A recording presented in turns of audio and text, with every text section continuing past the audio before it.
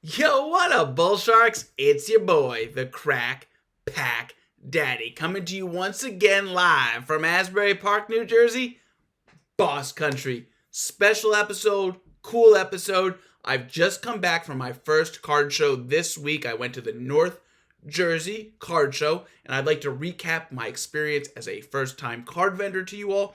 And then after that, I'm going to show off my next order for PSA. This order is not firm.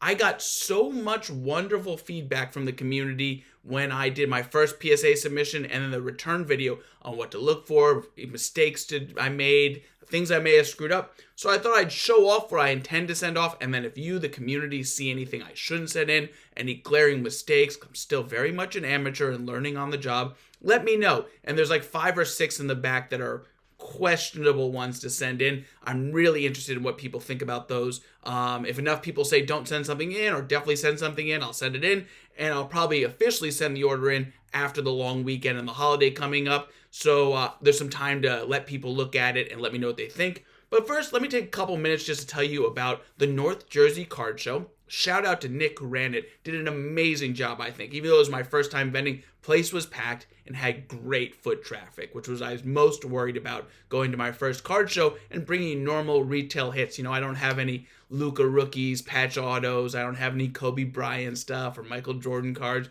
Going with retail rips from the last 4 years, the stuff I rip right here on the channel. And I really knew to make that successful, I needed good foot traffic, and this show had foot traffic. 100 vending tables were offered. I would say it was pretty darn close to full, if not completely full.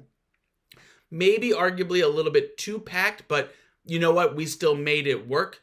My expectations going in and what I really hoped to hit goal-wise was I wanted to gain some subs. We had a giveaway going there where people who scanned the QR code, and I wanted to do over $1,500 in sales, which would cover not only the cost of the table, which was only $70, but also that really large grading order I put in of 90 cards, and be in profit on those. And I'm excited to say, and I won't bury the lead, we did $1,675 in sales. And that's after I spent a little $100, and I'll get into what I bought, just some dumb stuff, on cards for myself. So actually $1,765 in total sales if you take out the dumb purchases I made.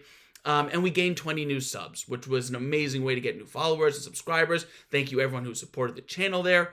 Let's talk about the deals. You get set up. It's really early in the morning. You got to get on the road. We were up at 6. Me and my boy Chef Rich came with me. Thanks for supporting Chef Rich. I don't think I could have done my first show without you. We set up. We got everything in place. We spent so much time on talking about what we wanted to do, our approach. We were both dressed in track jackets and just looking ridiculous. We figured if we were having fun, people would be having fun. We didn't want to be stuffy. We didn't want to be uptight about our cards. And I think we really presented ourselves well. We were very much ourselves at this show, which I think is the most important for all sales. If you're having fun, your clients and customers are having fun. And I've been in sales, for 15 years. So I think we did a really good job, putting the brand out there, the Crack Pack Daddy brand, and being ourselves. First doors open, first deal came around. It was a complete Triple J lot. Someone who PCs, Jaime Jaquez Jr. So I think it was for $85, 2 graded cards and a couple value boxes deals. It felt so good to get that first deal out of the way first.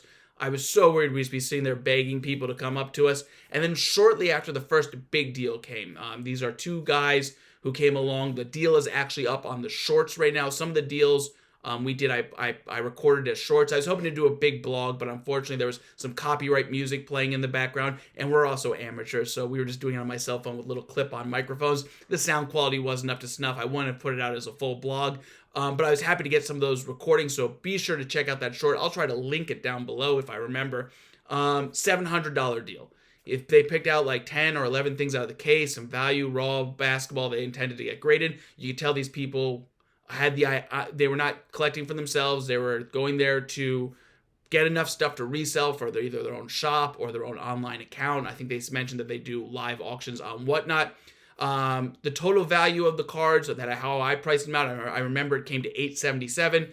They said $650. We went back and forth for a while. Agreed on $700. I ended up throwing in another grade 9 Jaylen Brown I had sitting around instead of taking something out to get to their $650. So we did a $700 deal right off the bat. That felt amazing. You want to get that first big one out of the way, and you kind of felt like, hey, this is working. Throughout the day, we had people come up, buy singles, one card here, one card there. It was very steady, really great stuff. And then at the end of the day, we had one last big deal, which really tied it together. That Hulk Hogan Gold to 10 autograph that I pulled in our first ever Contenders box on Wrestling Wednesdays. I ended up doing that for $600 and a trade. I had it listed for $750. We agreed on $700. We did a cash trade, and I also picked up this starting 5 Sengun and Jalen Green rookie year of the Houston Rockets. I love that team, as people know, in a grade 10, so I also got some stuff to sell. What was great is I sold about half of everything, and a little bit less than half of the PSA order, and made that money back, so I still have enough to go to another show right now. I still have about 20 10s left, about 30 9s left, and then some 8s here and there, and some weird stuff going on. So selling that Hulk Hogan at the end really tied the day together, pushed us well over our goal. It felt incredible. Some other notes, though, just little things I picked up there. First, I want to talk about value boxes. I spent a ton of time on my value boxes. Even had my wife do the illustrations and names for all the boxes, color-coded everything, made sure they looked beautiful and organized so they were easy to sort through. We could see, like, if we turned around, me and Chef Rich, and looked towards the entranceway, people coming in, people were ravenously tearing through value boxes, and we kept saying, wait till they get to ours. We did so much work making these look great, but we didn't get a lot out of them, and I think, my gut is telling me, that was fatigue. We were in row 6, so we were like, vendor 65 you would run into if you stopped at every table. If you went through the first 20 value boxes, you might have just been burnt out on value boxes, which I totally understand. I've been to card shows and done that too, where I start, can't stop finding things I like, but by the end, I just want to look through the hits. I'm totally burnt out. There's only so many value boxes you can go through. So if I do go to my next show, I am going to try to get a little bit closer to the door. Location. Dumbest thing in the world. But at least I was in the middle of the pack and still had a really good day. And also I want to talk about what didn't sell at the North Jersey Card Show. And that would be my Wemby's and my Anthony Edwards. I had put a lot of time into getting good stock of those guys over the last couple of years. Also, they're a really fun chase, so I wasn't just doing it because, I thought there'd be a ton of value in it. I love chasing those hunts, and I love 2020 rips. I love Wemby rips from this year, the year that brought me back into it.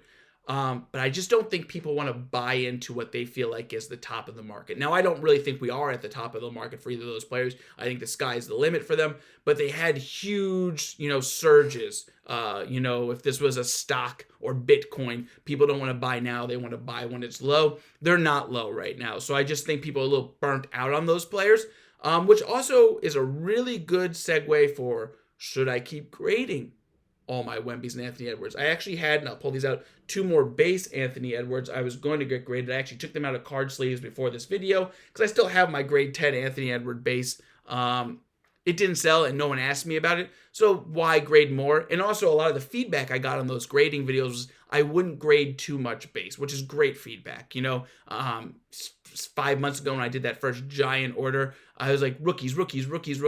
Now I've got it down to, and this is a great example as we segue into what I'm going to get graded. That first order I did was 90 cards. A lot of those cards, even a month later, I wouldn't have sent in. This one after, and that was only after 2 months of collecting. It's been 5 months more since then, and I only have 34 cards I want to send in. And some of them are maybes. So talk about learning and making adjustments. It's a lot less stuff we're sending in this time, but I think the quality is going to be there, and hopefully we get, God, I'd kill for 65-70% on the 10s this time around. Real fast, just a couple of things. I'll show you also some of the stuff I picked up for me at the card show, that $100 I told you I spent. I bought a LaMelo Ball, red, white, and blue. I thought it looked really good, and then when I got home, I noticed a dinged corner, so I won't be sending it in, but I thought, he's having a great year, and I saw it at a price I liked, and the card's so pretty. Picked that up. Picked up some Oscar stuff for my PC, for my wrestling fans out there. People know I PC Oscar, and I also PC Paul Heyman. And these 2 cards, I got all 4 of these for just $10 off a wrestling vendor. Someone came up to my booth. I probably overpaid for these 2, but this person happened to come up right after I just sold that $700 lot, and I was feeling so good. He said, you want to buy some Oscar stuff? He had an Oscar to 99. I am going for the rainbow, and a Fiend to Bray Wyatt. I paid $40 for these cards. I haven't comped them out yet. I probably buy probably overpaid by about 10 bucks there, but I was in the heat of the moment and it felt really good, and I wanted to treat myself to something I like, which is really important at these card shows, to not forget that you're also there to have some fun and find some silly stuff. My boy Chef Rich picked up an absolute grail card from the vendor next to us. It was a Jersey Shore 1-of-1 quad signature. I think it was Sammy, Ronnie, The Situation, and Dina from the Jersey Shore, so he really loved that card. So there's so much ridiculous stuff there. So don't forget to have fun at your card shows and pick up something ridiculous for yourself every single time. But without further ado, I am going to show you what I'm sending into the grader, or probably sending into the grader this time. Do you agree? Do you disagree? Would you not send it in? The last 5 or 6 are questionable, so we're really going to dive into those. But I'll try to hold them up nice and still into the camera so you can see them and tell me if you see any centering issues. I will, of course, check these for corners and dings. But here's an orange flash courtside Grady Dick. Total man of the hour right now. I know it'd be great if these were graded right now while he's on tear, because I know he is benefiting score-wise from Scotty Barnes and quickly missing time early. But here's another Dick. That one is numbered to 149. I picked up at a card shop in the offseason for $4. I think it looks super clean centering-wise. Let me know what you think. Those are my colorful Dicks I'm sending in. The next one is definitely another guy who's the man of the hour right now, Bilal Koulibaly, part of that French connection in Washington. We hit this in the 500 sub video. Really cool video. I love these fireworks. Look how beautiful that card is. That's numbered to 88. I think it's centered really nice, but let me know what you think. I'll hold it up best I can so you can see. Couple AirPods, also from Donruss International. I really love these red gold lasers. I think they're so beautiful.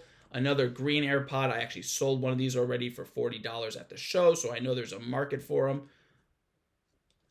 Darius Garland. I actually sold one of my 2 Darius Garland gold to 10s at the show. I ended up selling it for $80. I still have one more. Total man of the hour right now. This card looks pretty perfect to me. There might be a little ding up there, but other than that, I think it's totally worth sending in. I don't actually see that ding when you get the light right. I think that's such a clean card. He's playing out of his mind, with the exception of that primetime Celtics game this week. Yeesh. Brandon Miller section. My Brandon Millers sold pretty darn good. All but one of the great Brandon Millers sold. I still have the pink cracked ice, but that was the most expensive one. Tectonic premier level, mezzanine level. I got in a rip recently. Just a pink pulsar, really clean. Probably like the $50 Brandon Miller stuff really sold. We got a green laser. Let me know what you think about the centering on the green lasers. I did miss on a lot of my green lasers the first time around, but I love that card. And Brandon Miller's balling out of his mind right now. All the Court Kings I sent in last time came back 10s. All the Court Kings except for the Wemby sold. I think people have a hard time getting their hands on this, and because of the quality of the card, it appears to me that they grade really well. So let me know what you think about that. Here's one. Maybe I should, maybe I shouldn't, but a courtside Josh Giddey. I just think it's probably going to end up being a low pop card.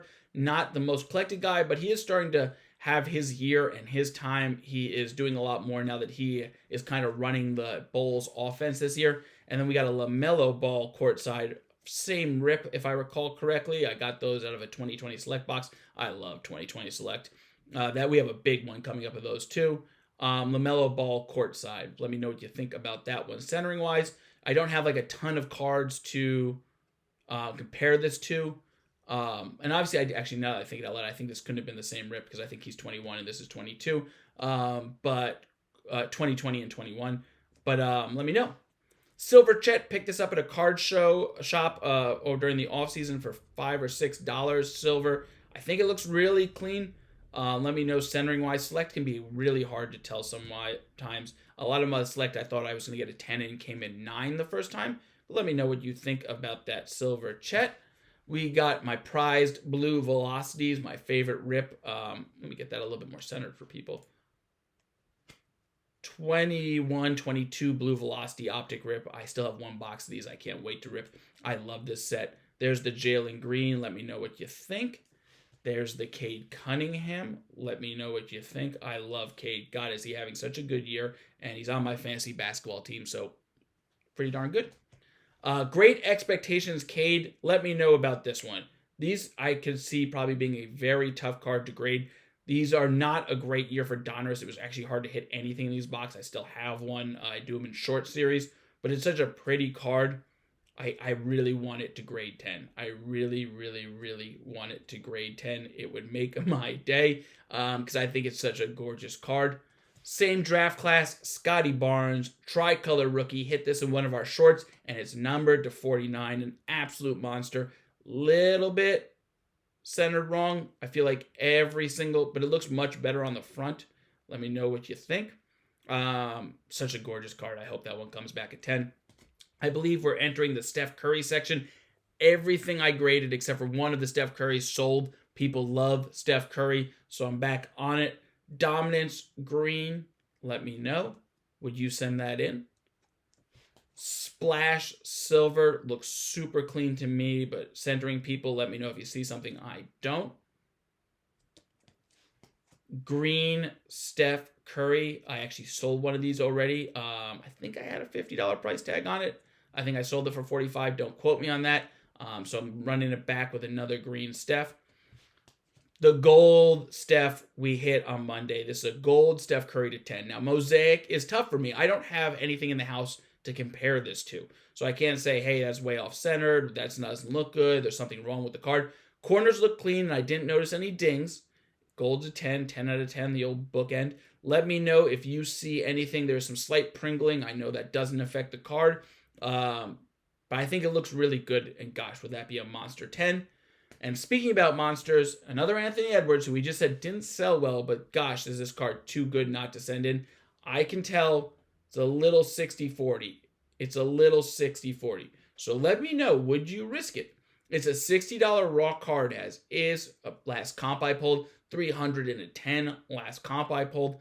I'm not sure of what the nines go for, but I'd have to assume it's 100 plus, or at least I would most certainly mark it there. I think it's a gorgeous card, and I think it's worth sending in, even though the centering, a little bit thicker, a little bit thinner, top to bottom. Let me know if you see anything. I know it's hard to tell through the camera, but really, your feedback would be so wonderful here. Let me know. All right, so here's addressing the elephant in the room. I said at the top of the hour, Wemby did not sell great. Here's the Wemby stack, because we do have a lot of them. My house and my house. My houses are a little bit hard to tell centering-wise if they're perfect, but I think they look pretty good. Let me know what you think. Would you send these in? Should I still be sending in Wemby's? I know the pop count on some of these are so high, but he is the man of the hour, and he's still the guy we chase and rip for. Green Global Reach. Would you send that in? I got that at a card show for, I think, $20-ish. I bought this and another Court Kings base rookie in a lot for $30, actually. I saw 15 and 15, or maybe 20 and 20. I can't remember. I think $40 total for both cards. 2 Donruss International base Wembys. Now, these are base, but they're harder to get because they're Donruss International. I think they look really clean. Let me hold each one up individually. Let me know what you think. Would you send this in? Would you send that in? And now we're at the pile. Really, these are questionable send-ins. And this is where your feedback will be invaluable to me. 2 more Wembys. Let's start with them. These are mosaics. They're both green mosaics, so they're an elevated hit. They're not bases. It is mosaic, which is less coveted than Select, Optic, and Prism. And I don't have much to compare them to. So if there's a big centering issue here, I might not know it till I get the card back, which is always a little bit scary. Sending in a card you can't compare to. We kind of got burnt on that, me and Chef Rich, the first time. Is like, this looked good to us, but when you compare it to the other versions of that card that are out there, it was actually off-centered. So would you send these green Give and Go and Thunder Roads in? Would you send this LeBron James orange laser in? It is thicker, thinner here. Not by a ton, but I can tell it's not exactly perfect centered. I know you can get away with 60-40. You can tell it a little bit better on the back. I think this is a gorgeous card. I'm a sucker for lasers, as people know who watch this channel, and Donruss inserts in general. Would you send this in? This next one was a case hit. We hit in Monday's boombox breaks. We hit that right alongside that Steph Curry gold to 10. It's the most wild boombox of all times. Go back and check that video out. It was a base boombox too, $60 boombox. It's a case hit from Elite, Evan Mobley. Now this card freaking moves. So there could be 10,000 things wrong with this card I don't know about. I've never seen one till today. Evan Mobley is the man of the hour right now. The Cavs are balling out of their freaking minds, and he looks like his coming out party is now. This is a case hit rookie. Would you send this in? I am dying to know what people think. Is it just too hard a card to grade? Would people never send something like this in? Should I just sell it raw? I've seen it as upwards as $80 already raw. You know, that's maybe wishful thinking. Could just be the current eBay list price. Might not actually be the comp, but I did a quick check on it. It's so freaking rad. I kind of want to send it in, but let me know if it's a suicide mission. Really, this is one. And then one right after it, right there with it. Would you send this in? It's a die cut. I know die cuts don't grade well traditionally. I've looked it over for blemishes, and the corners look clean, and it's numbered to 49. It's Tumari Kamara. Not exactly a household name, but a guy on the rise. So when I get this order back in 3 to 4 months, he might be a breakout sophomore. He looks really good right now. I'm a little biased. I'm holding on to him in fantasy basketball because he's kind of like a steal specialist. He pads numbers. So I have a soft spot in my heart for him. I bought this at a card shop during the offseason for $7. I just thought it was a really cool card. I was high on him going into the season as I'm actually down on Scoot, up on Kamara. I unloaded a lot of Scoot stuff at this show. Have him in the value boxes. I'm kind of fire selling my Scoot. Maybe I'm wrong on that, but he kind of looks like the guy from that draft class that's going to go. So, would you send in a die cut in general? And if so, would you send in a numbered Kamara die cut? Or is that just crazy? Another, would you send this in? Keontae George out of Recon, numbered to 199. Don't know why I didn't send this in my first order. I had it. Centering looks really clean. I know it's a slightly thicker card. We did okay with the one Obsidian we sent in last time, and it was a black Obsidian. People told me black cards grade poorly. We got a 10 on it, so it looks really clean. Keontae George is playing really, really well for Utah, and I think his stock is just going to keep going up and up and up. So let me know. Would you send in a Recon card? And does this card look good to you? Does the centering look okay? Let me hold it back up for you all one more time. And last but not least, SGA base.